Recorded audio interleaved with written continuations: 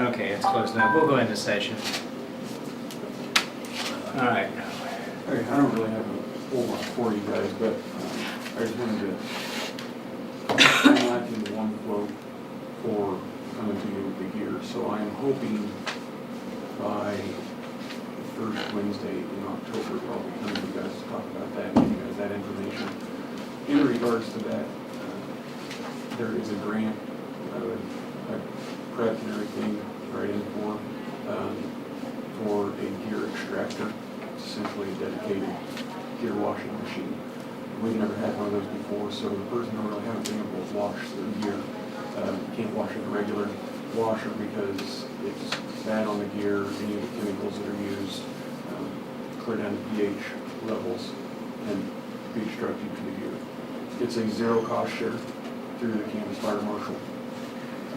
So they actually have all the information for the gear extractors themselves. I just wanted to let you guys know about that. Make sure that we're okay with it. Will that be out there in the building? Yeah, it would be, we put it out here in the cleanup room essentially. It's where we have the washer dry for the medical stuff. So, Zero cost? zero cost share. That's kind of hard to turn down. I wouldn't worry about that one anyway. Yeah, I'm hopeful that we'll get it, but I mean, in the end, like, being able to wash the gear. Yeah, that'd be nice. It's actually supposed to be done by NFPA standards annually at a minimum. And we've never been able to do that. Do they wash their own, or they gonna turn it in, or? They can, or they can bring it into me and I'll take care of it. The way they recommend is somebody be certified by that company, which is pretty easy to do. It's an online training for most of the companies. So it's not real hard, but it's just measuring, making sure you match the pH levels and everything as far as the soaps go, and don't wash it too hot. If you can't, ironically enough, you can't wash fire gear too hot because it breaks it down. That sounds good. Actually, every time that the gear is used, it breaks down. That's why it's got that 10-year life. And Right, so right. no longer it sits in the sun, even keeping it in buildings where exhaust and everything's present, it all builds up carcinogens onto the gear. And that's what's causing cancers and stuff in firefighters, especially around the wrists and the neck areas. So it's one of the advantages to be able to clean the gear annually. So hopefully we'll get this one way or another. So all you have to do is just request, you don't have to, surely there's got to be forms to fill out. Right. There's a grant form that I Yeah. wrote out, and I just, before I actually, it doesn't require it, it requires a fire chief signature. Okay. So as soon as I got your guys' okay on it, I'll sign it and get it sent in. It's got an October 1st deadline, so. I think we better move on it. Yeah. So, Sounds good. but hopefully we'll see you guys in 2 weeks with all that information. There's You some, won't be here The third, yeah. if you I will want all not be three of here them the to third. after that or whatever. I mean, it's up to you. I know that the one is, we're kind of on there's a cell per se that's currently ongoing, and it ends in the middle of October. So, they didn't give me an exact date. They just said middle of October is when that cell ends. So, Okay. I don't know if you're gonna be gone on this, is it the 6th? third, No, I'll be gone. No. I will not be here the 3rd of October. That's the first Wednesday. So, you got time. All right. All right, thanks. Thank you. All right, Carolyn, I have an extra first page of that letter. Do you have them all, Kurt? Yeah. and I think I can, should I give you my copy? Okay, yes, I will, sending you.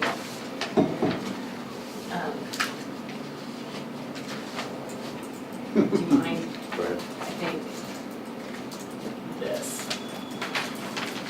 I tried to condense some talking points to a farmer yesterday that had an interview with an ag reporter, and I think I printed it up. How did that go? I think okay. I mean, it wasn't there for it. Did Brian do it? Yeah. Didn't he feel like he got his point across? I think so.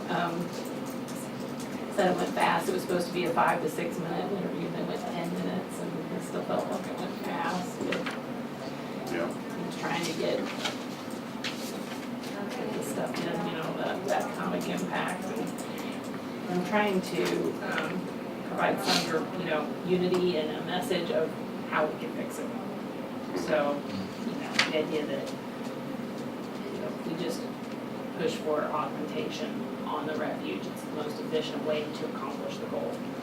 Conserves water, it's, can be done if the Department of Interior won't resist it. And so, minimize, yeah, I look at my own talking points. Minimize impact to the local economy, is environmentally responsible, and. Oh, look at him. Oh. Did you get permission? It's copyright. There you go.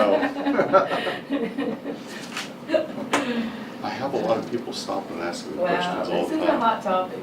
Okay, and here, honestly, I was crunching to get this out before, so the plate, we kind of talked about the idea of wanting to provide some kind of quantification of the economic impact, and I felt like I needed to kind of verify my approach to it as someone that needs economic research, so I actually found the person I feel really good about contacting at the Federal Reserve Bank in Kansas City. So they do economic analysis all the time, and I found somebody I hadn't previously had occasion to work with before, but she specializes in agricultural economy analysis. So she's very responsive, helped me with that, and she consulted with some colleagues and told me that a multiplier of 1.7 to 2.5 would be, and she was okay with me stating that the Federal Reserve provided the multiplier, so that adds some credibility to it. I mean, the money turns over that way. Yeah, I thought it was more than that. well, you know, I know you said something like Community-wise, I think it 7, does. but if you think about 7, I mean, I started thinking about that, that's over $1 billion in this area, so that is maybe, Well, I think specifically a city, you know, or a community. You know, like St. John, that you have a manufacturing or whatever, that money. And that came from K-State, and that was several years ago, when, you know, when they did the health you know assessment. what? I wonder if they're talking about the tourism dollars that come in for that, just that specific part of,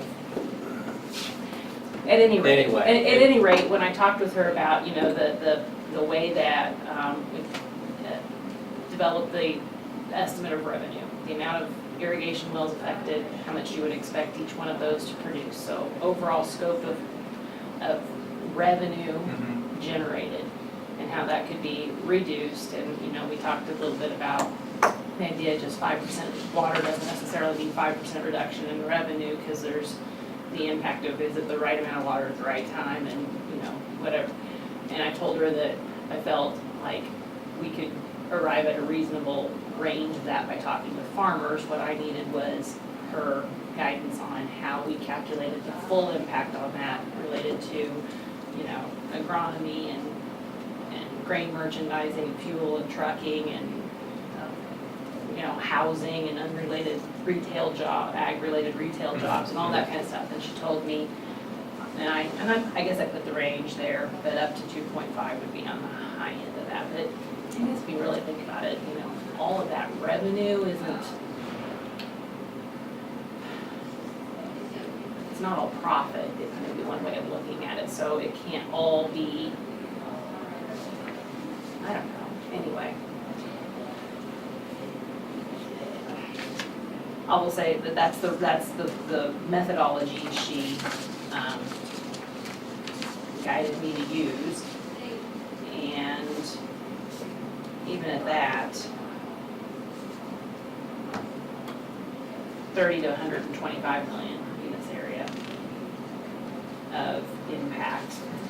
And I tried to put that in perspective by, you know, when I told her, you know, the assessed valuation of our county, which includes all land, all improvements, buildings, commercial housing, personal property, utilities, all of that.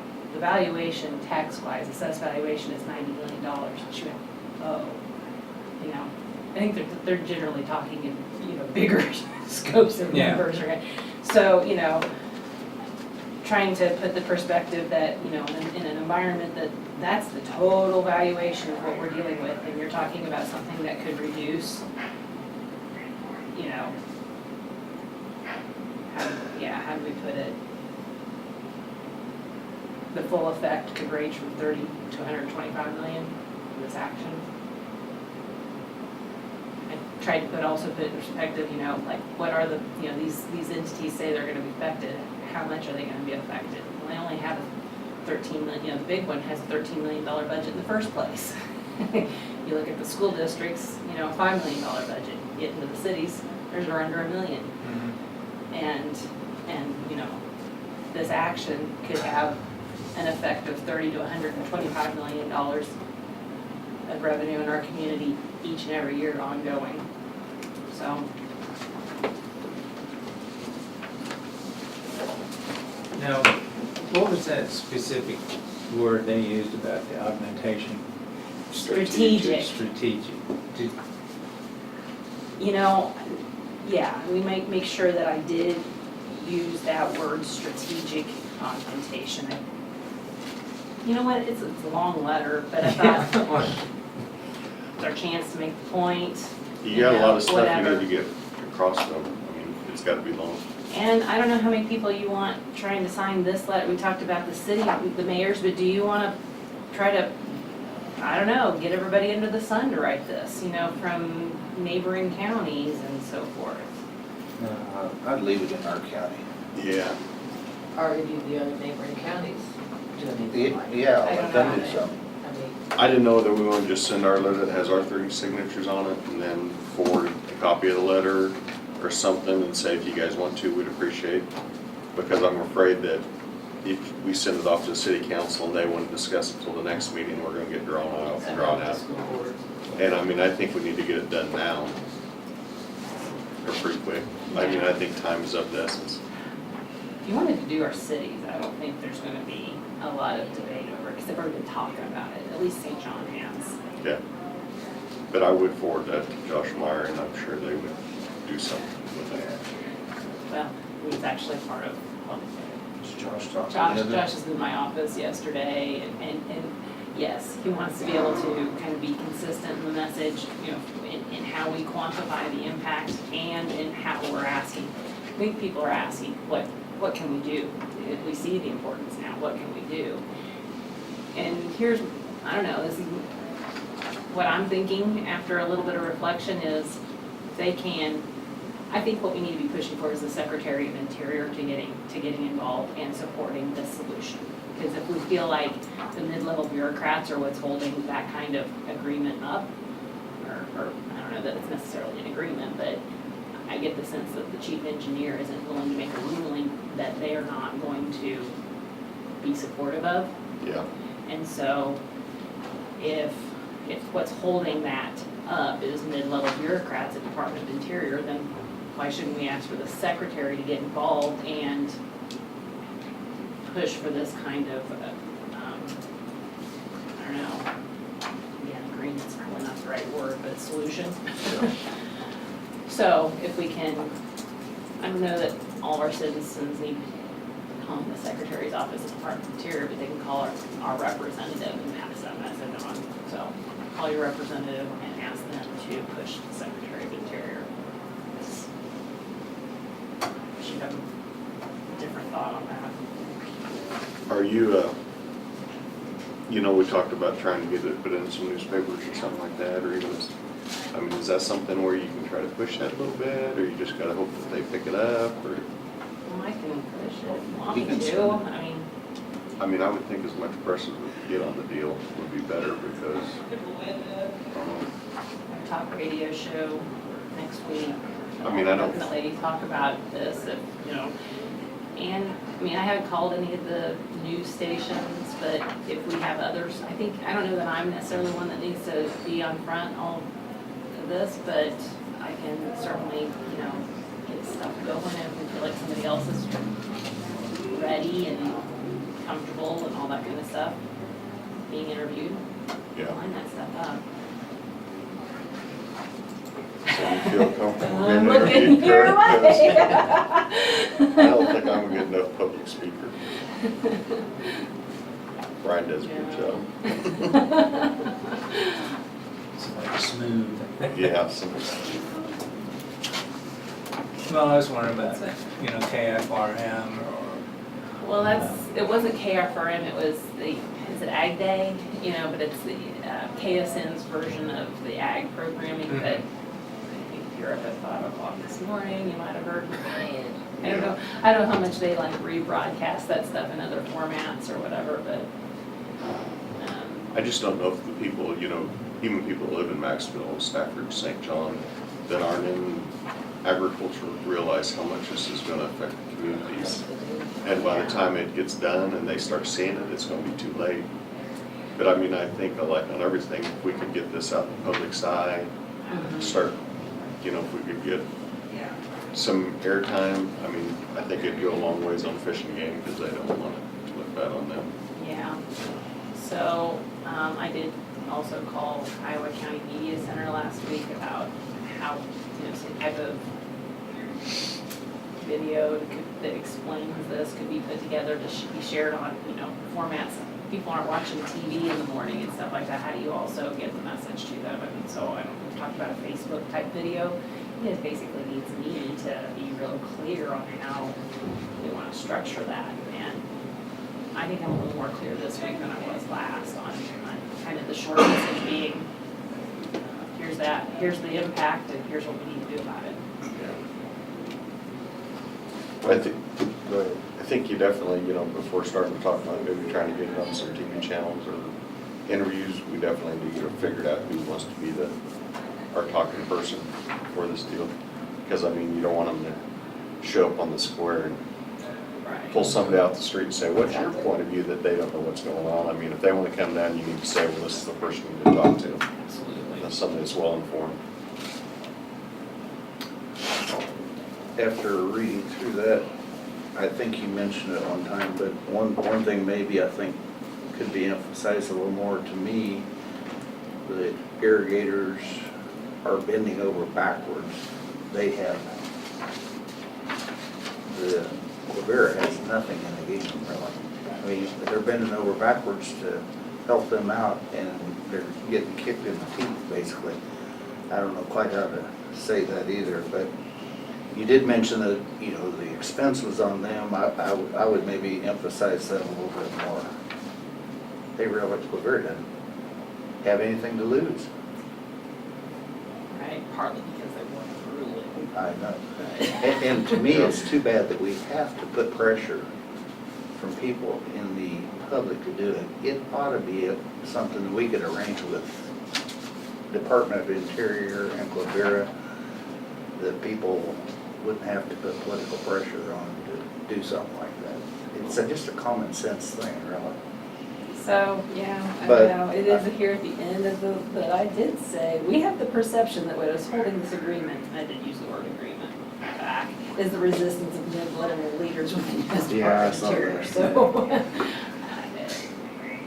Yeah, I- I don't know if we even really know where all of it. And at the same time, there's Resistance. part that says, somebody needs to call a spade so that we can get past it. Yeah. On this deal, here on the second paragraph, where it says by Kansas law, Quivira's surface water rights is senior to the groundwater rights of most irrigators. Should a guy put in there Kansas, let's see, Kansas law, by Kansas law, Quivira's recreational surface water rights? They should know that. Because it is a recreational water right. They should know that. That's who you. Is there a difference between a recreational water right and, Yeah, like if you have a pond out behind your house that you want to pump water into, you have a recreational water right. But the people in the Department of the Interior should already know that. Yeah. I mean, it's not like this letter's trying to educate the public, you're trying to twist their arm to be smart And you may touch Agreed. base with Orrin, but I'm sure Orrin had said several times that that was a recreational water right. Yeah. And that our water rights are more agricultural water rights. I'm not sure it makes any difference number-wise, so. No, not number-wise. It's just what They they are call senior them. and they were found to have been impaired upon, so I suppose I've got a they recreational. could, I mean, if it were two irrigators having the same battle, right, you wouldn't, we probably wouldn't have the same way to apply political pressure that we do when the water right happens to be held by a public entity, you know what I'm saying? Yeah. But like on my recreational one, all they did was just move it over from the agricultural one over to the recreational one, so it's got the same Yeah, power. yeah. It just kind of states it, I mean, recreational, I mean, it is for just bird watching. Yeah, I wouldn't put anything in there like what we said the other day about it does nothing for our economy. To have it over there. Well, you know, even Brian was saying that he was interested in making a point that we don't get a lot of tourism business, but it wasn't Yeah. time, it wasn't the most important No. thing to have brought up, so it's stuck to the more important stuff. I think in regards to tourism, Martin County's the one that benefits more from it than Connie, Stafford, Reno County. Yeah. It amazes me how much things change on Pulvera from who their manager is to who the manager is. I mean, it'll be one way, and I mean, you know, the last person, you know, was all right with trees growing on Pulvera. This person wants all the trees out, wants it to look like, you know, just native pasture ground. But then even on like their, how many cattle they used to graze. I was told at one point, years ago, they used to run 11,000 head of cattle on Quebec. And that now they've got that cut down to like 3,000 or something. Well, maybe there's a broader range of where, okay, I have this written down, somebody told me 1,100 down to 150, but it might be within a certain paddock, and then Yeah. the whole thing. that And you're you may talking be about. right, because I was just talking to some guys that it used to run cattle over there. How their fences used to be kept up in good shape, now it's bad, and then their rotation of grazing now is a pain in the, Let's see that date. Every like 10 days, you have yeah. to change it. You have to change the cattle from pasture to pasture every 10 days. But you know, if they're talking about not being, you know, have a lack of funding, if your numbers are right and you were raising 1,100 cattle and you cut it down to 150, that's a big revenue source that they've cut themselves. Well, okay, so, again, how long do you make the letter? But Yeah, Brian's- no, I know. Brian's point was that, well, and like looking at that consultant that wasn't hired, his approach was you help them with the problems that become your problems, you know, basically. So if they don't have enough resources to manage the reserve correctly, if you can help them get the right resources to manage it correctly, then that also takes pressure off of the problems that we're having is, so I don't know, I mean, I didn't put it in here that they need the resources to No. do it No. correctly, and I was just making the statement, I can't believe how much from manager to manager. I mean, I figured Quebec and all refuges kind of had this is the way it operates, and that guy looks at these guidelines, but I mean, it looks to me like they almost gotta write their own deal. They had a good one about 20 years. I think you could have made an agreement.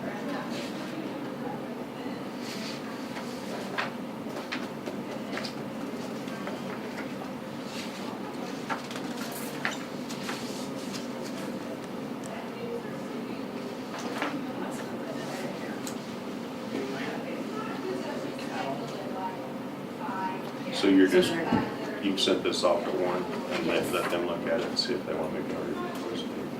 I asked them for factual accuracy and also, you know, just that check of, for that, you don't have to your mind when get that going, so.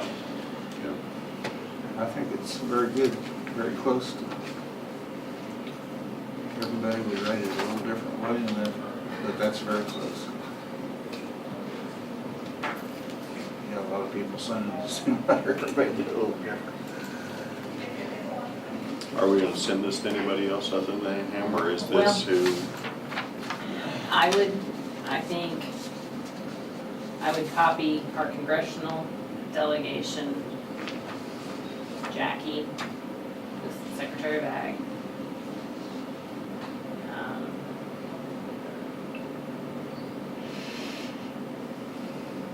Is there anybody else? I mean, those are basically the important ones.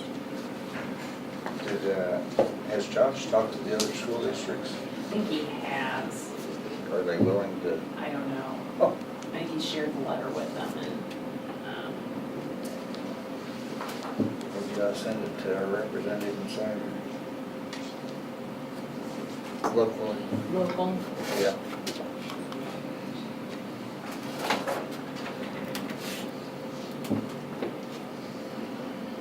And they ought to be aware of what's going on, I think. We ought to let them know what we're doing. Maybe they should sign on to the letter. Because they really don't have influence on it in the State House. It's more the idea that if we showed political unity here I agree. toward, you Yeah. know, DC. Yeah. If you want me to have Mary Jo Taylor and I'd be interested to see. Greg Lewis. I'd be interested to Consider- see if you could get her to sign.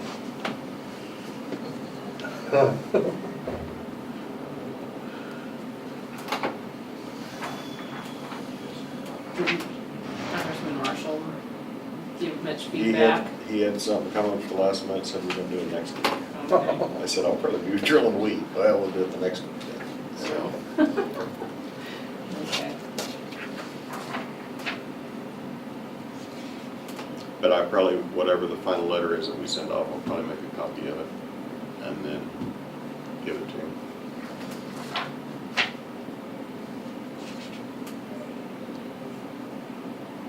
So, was that I should share it with Greg and Mary Jo? I would. Yeah, I would. Okay.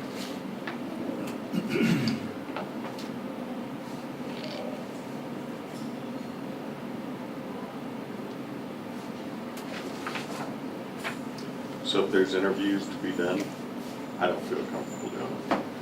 Do you, Kurt? If they called me on the spur of the moment and wanted to talk to me, I'd do it. I don't really want to go around advertising that I want to, but if they call me, I'd give them time to talk to them. I mean, I didn't know whether we wanted to try to get somebody up, you know, up to speed with the talking points and stuff like that. I mean, it's gotta be somebody that comes across. I mean, if you sign a letter like that, you probably better be willing to talk to them. Yeah, I would, but if Carolyn called me and said I had to do a news interview with Cape News next week, I'd have a stroke. Or CNN's. Yeah, CNN's. So, but, If they Well, called I me can- and wanted to do something, I'd talk to them. And Brian would too. Yeah. But I think with anybody that signs the letter, I would be willing to, Yeah, I mean, at I least would to talk. answer their questions. I was just hoping, hopefully, that we end up with some big interviews out of this deal. I mean, I do think Brian comes across good. You know, so, There's a number of guys that could do that too. Well, Osborne has all the, Just, there you go, Just- yeah. just a most of Brian.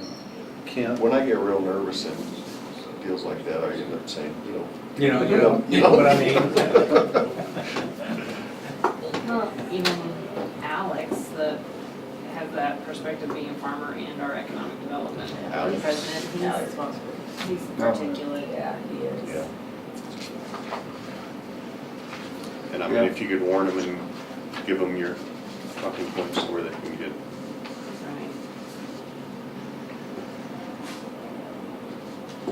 Right. I just don't realize, you know, I know the GMD board is trying to do the best they can, but I mean, basically, that Lima proposal came from Barfield and said that's what the only thing he'll sign off on.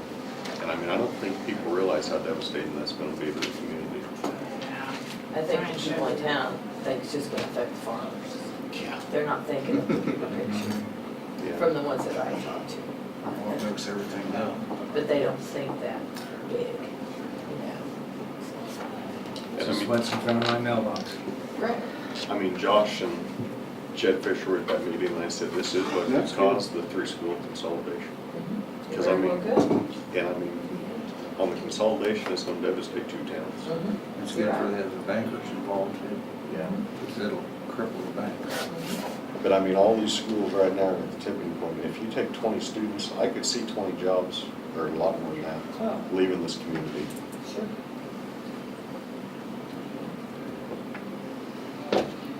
Keep going. So- That's what they said the So other that's day. probably the other thing that needs to be right here on this talking point list, is that this isn't just about farming.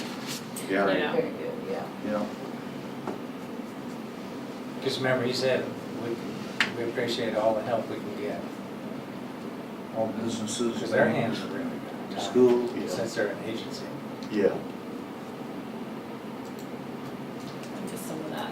You know, he said, we will welcome any help that we can get, you know, because they are an agency, and their hands are tied. The Jim, GMD 5 board. Oh, yeah. And basically, we're not in the negotiating deal, but if we can get them to where they come to the table and negotiate with GMD 5 Mhm. on a better basis, I mean, that's our deal, is to try to get them to negotiate Yeah. a better deal.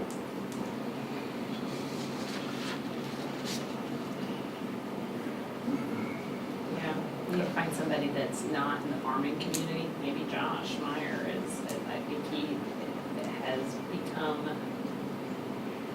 well informed about this issue, and he's kind of uncomfortable doing that, I mean, somebody Or Chad. that can be I think Chad would be good too. there, yeah, you're right, I mean, Chad, Josh, I mean, both of them. right. Who's the president of the board at Don's Bank now? American State Bank. Lee Bork still? I'm not sure. I know it's nobody from St. John. But if you take all their area, they do represent a pretty big area. Yeah.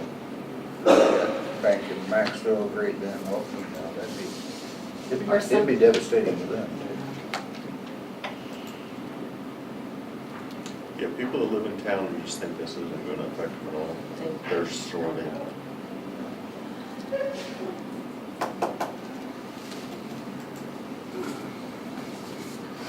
So I try to get as many, whatever publicity we can get on that, because I mean, I think that's our best bet. Okay.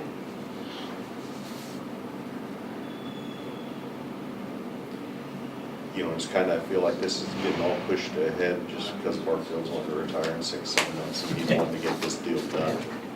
It's, you know, I still think Well- that's the case. I think that's it, is the case. He can take the heat for it and retire. But I also, it's almost like the chess playing of appointing judges or something like that. Would the next one be worse? Yeah.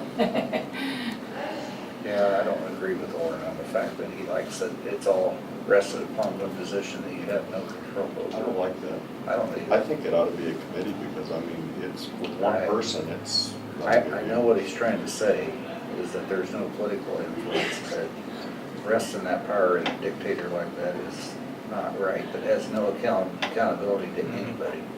Yeah, I do not, there's really not an appeals process, No. right? So he's got the final say so Yeah. on I don't know anything. that I mean, here's the thing, you get into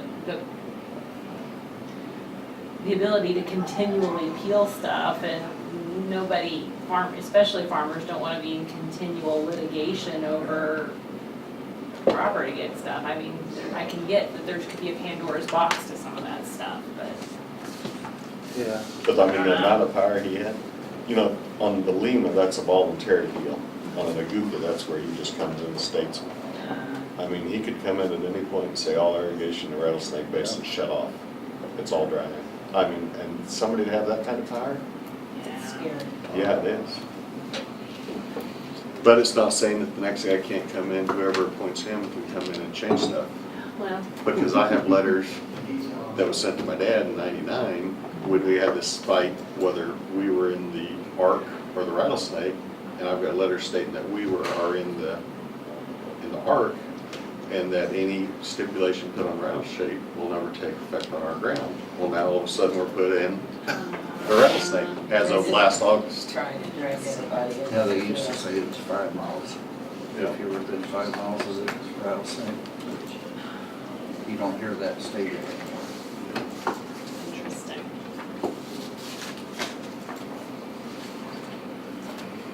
Okay, so methodology for follow-up, like, do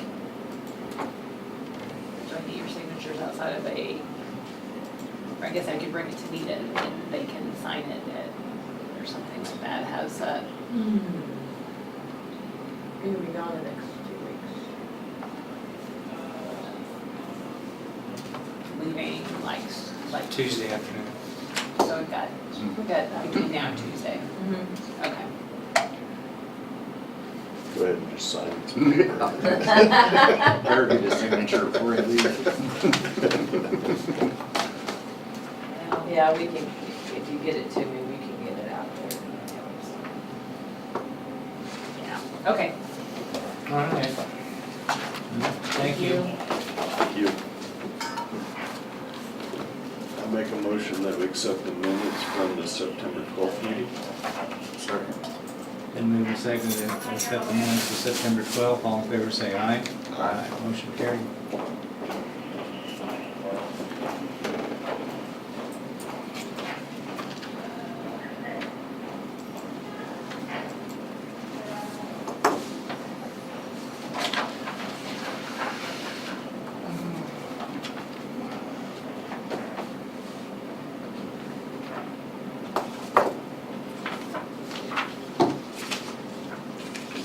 We'll recess.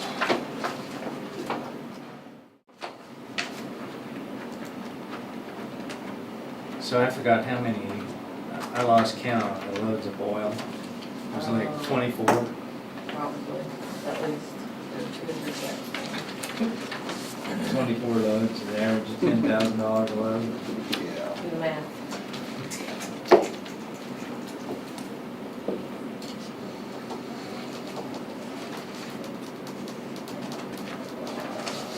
Such a corn cutter.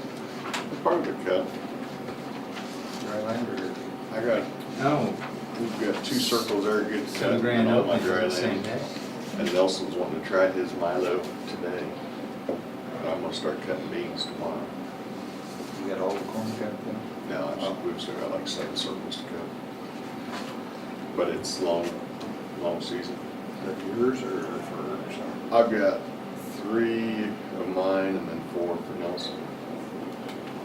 So, anything else, guys? Nope.